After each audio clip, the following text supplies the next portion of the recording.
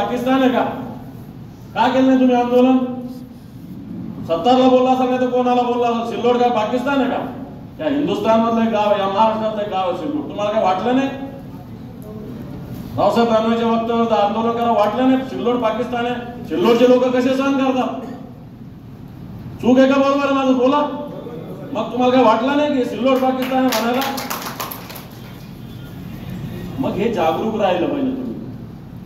तर रावसाहेब दानवे सिल्लोड पाकिस्तान भले सत्ताला बोलू द्या, म्हणजे सिल्लोड हे आमचं आहे, या महाराष्ट्रातलं आहे, या संभाजीनगरातलं आहे. रावसाहेब दानवे पाकिस्तान म्हणतो ना, तर रावसाहेब दानवेचा निषेध करायला पाहिजे होता, तुम्ही आंदोलन करायला पाहिजे होतं. चूक आहे का बरोबर आहे?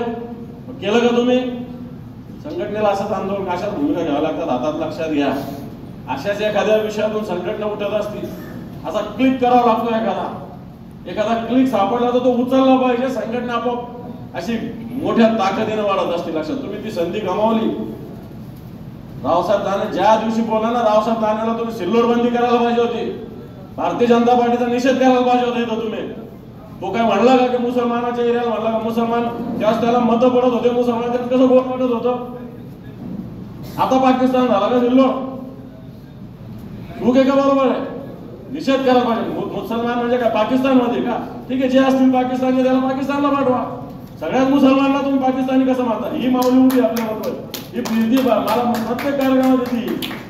मुसलमान माऊली आहे, महिला अजून फिरती आपल्याकडे, शिवसैनिक म्हणून फिरते ती. बरोबर आहे का? पण तुम्ही कशा तुम्ही हे सगळ्या गोष्टी सहन करता? म्हणून असे सगळे विषय पकडले पाहिजे. लक्षात. एबीपी माझा, उघडा डोळे बघा नीट.